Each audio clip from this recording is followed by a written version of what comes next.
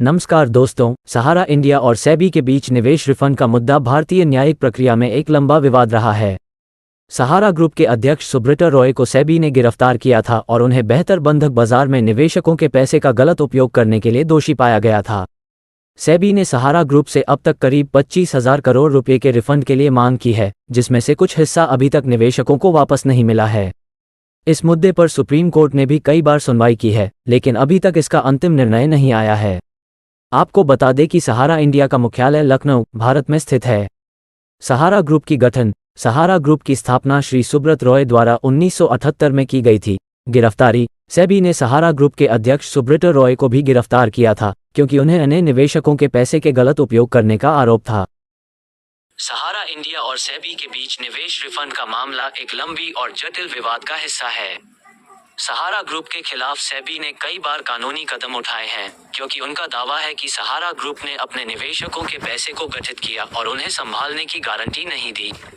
सेबी के मुताबिक सहारा ग्रुप ने संग्रहीत धन को निवेशकों के पास वापस नहीं किया और इसे निवेशकों के नाम पर बिना किसी विशेष गारंटी के उठा लिया। इस प्रकार यह मामला एक समय ग्रहण की तरह समझा जा सकता है, जिसके चलते निवेशकों के लिए रिफंड प्रक्रिया अभी तक पूरी तरह से सक्रिय नहीं हो पाई है।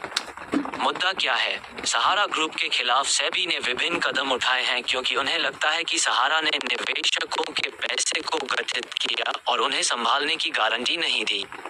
गिरफ्तारी: सेबी ने सहारा ग्रुप के अध्यक्ष सुब्रता रॉय को गिरफ्तार किया था और उन्हें अन्य निवेशकों के पैसे के गलत उपयोग करने के लिए दोषी पाया गया था। रिफंड की मांग: सेबी ने सहारा ग्रुप से करीब 25,000 करोड़ रुपए के रिफंड के लिए मांग की है, जिसमें से कुछ हिस्सा अभी तक निवेशकों को वापस नहीं मिला है। सुप्रीम कोर्ट की सुनवाई: मामले पर सुप्रीम कोर्ट ने कई बार सुनवाई की है, लेकिन अभी तक इसका अंतिम निर्णय नहीं आया है। सहारा इंडिया और सेबी के बीच का मुद्दा एक लंबा और जटिल न्यायिक विवाद है, जिसमें निवेशकों के पैसे का संग्रहण और उनके संरक्षण का मसला उठा है। सेबी का दावा था कि सहारा ने निवेशकों के पैसे को बिना किसी विशेष गारंटी या संरक्षण के गठित किया और उन्हें उनकी वापसी में बदले नहीं दिया। सेबी की मांग: सेबी ने सहारा ग्रुप से करीब 25,000 करोड़ रुपए के रिफंड के लिए मांग की है, जिसमें से कुछ हिस्सा अभी तक निवेशकों को वापस नहीं मिला है। इसके बावजूद अभी तक इस मामले का अंतिम निर्णय सुप्रीम कोर्ट ने नहीं दिया है। सुप्रीम कोर्ट ने कई बार मामले की सुनवाई की है, लेकिन अभी तक इसके समाप्ति का निर्णय नहीं आया है। यह विवाद भारतीय न्यायिक प्रक्रिया के माध्यम से हल किया जा रहा है। सहारा ग्रुप और सेबी दोनों ने अपनी तरफ से अदालत में अपील की है और निर्णय की प्रतीक्षा कर रहे हैं। इस विवाद के दौरान निवेशकों को उनके पैसे की वापसी में देरी हो रही है, जिससे उनकी आर्थिक स्थिति पर असर पड़ रहा है।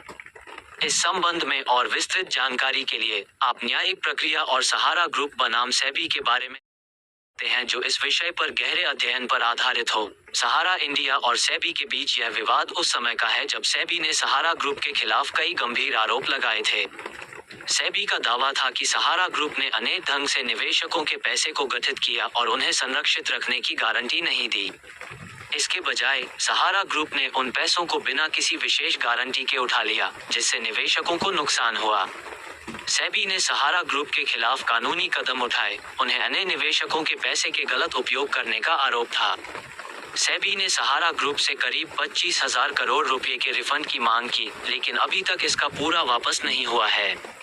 सुप्रीम कोर्ट ने इस मामले की सुनवाई की है, लेकिन अभी तक इसका अंतिम निर्णय नहीं आया है। इस प्रकार निवेशकों के पैसे की वापसी में देरी हो रही है, जो इस मुद्दे को और जटिल बना रही है। यह विवाद भारतीय न्यायिक प्रक्रिया के माध्यम से हल किया जा रहा है और इसकी सुनवाई अभी भी जारी है। इस संबंध में आगे की जानकारी के लिए आप संबंधित समाचार या न्यायिक सूचनाओं का सहारा ले सकते हैं। सहारा इंडिया और सेबी के बीच का विवाद भारतीय वित्तीय बाजार के इतिहास में एक बड़ा मुद्दा है।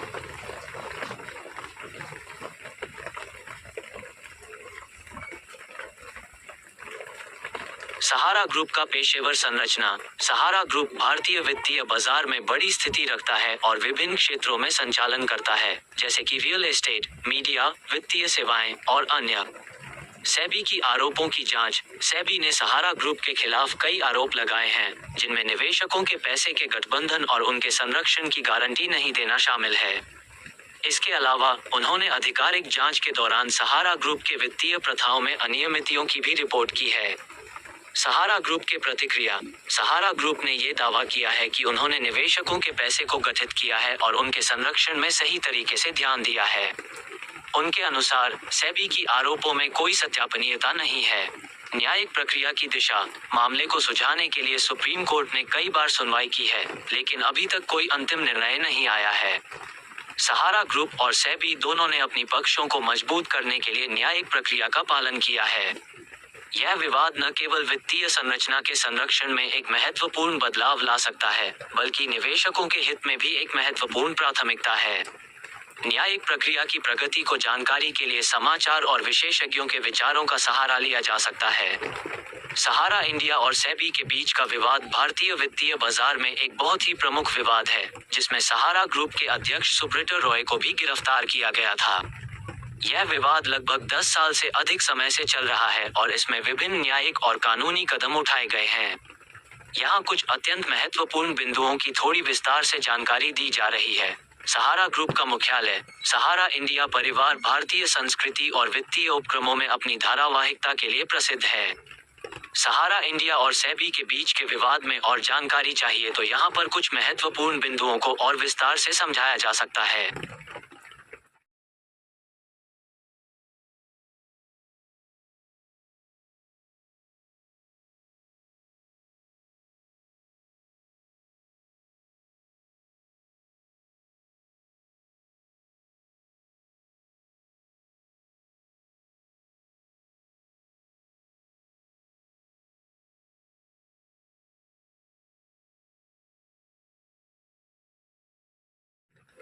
सहारा ग्रुप का परिचय। सहारा ग्रुप भारतीय वित्तीय बाजार में एक प्रमुख उपक्रम है, जिसका स्थापना श्री सुब्रतो रॉय द्वारा 1978 में की गई थी।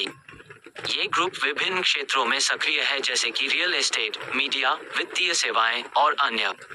सेबी के आरोप। सेबी ने सहारा ग्रुप के खिलाफ कई आरोप लगाए हैं, जिनमें निवेशकों के पैसे के गठबंधन और उनके संरक्षण की गारंटी नहीं देना शामिल है। सेबी का दावा है कि सहारा ग्रुप ने निवेशकों के पैसे को बिना किसी संरक्षण के गठित किया और उन्हें संरक्षित नहीं रखा।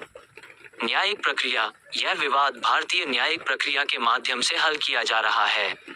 सुप्रीम कोर्ट ने इस मामले की सुनवाई की है और अभी तक कुछ निर्णय नहीं आया है। न्यायिक प्रक्रिया जारी है और विभिन्न समाचार रिपोर्ट्स और विशेषज्ञों के विचारों के आधार पर निर्णय आएगा।